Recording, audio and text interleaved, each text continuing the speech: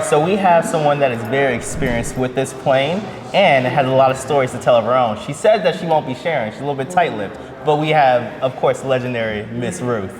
Miss Ruth. Well, first of all, let's start out. Look at Miss Ruth. This is you. That's me. This is you. Of course, sometimes I don't recognize it because that's when I was young. Oh, you're still glamorous and beautiful. Trust me. But I still have the Trust me. same smile. You still got the same smile. Absolutely.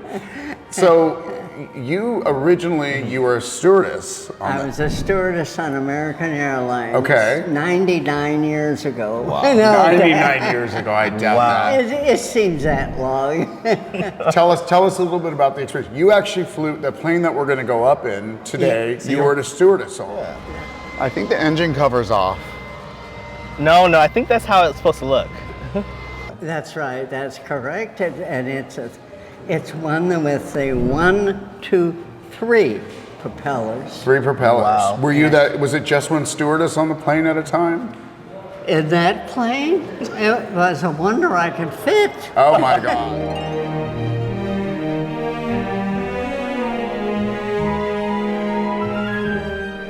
Tell us about some of your best experiences on the plane. My best was being there. Just being there. Yes. And the funniest, do you want a funny one? Of Yeah, course. of course. Okay. A funny one was a woman got on, an elderly woman. In my days, the elderly women, were pretty old and pretty stuck in their ways. Okay. And she got on, got her seated, and as I was working the trip, I noticed that she had this kind of a very large mason jar jug with her. And every once in a while, she'd open the top, put it up to her face, and then put it down again and screw on the top real tight. Well, after about the third time, I got curious, and I finally asked her, "May I help you? Is there a difficulty?" And she says, "Oh, no." And I said, "Well, I noticed that you're using the jug to breathe into." She says, "Oh, yes, I brought earth air."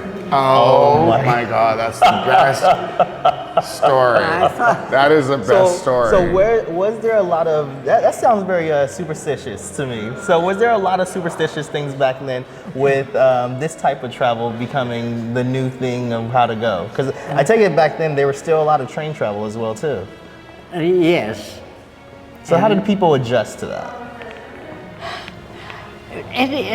It was a very large adjustment.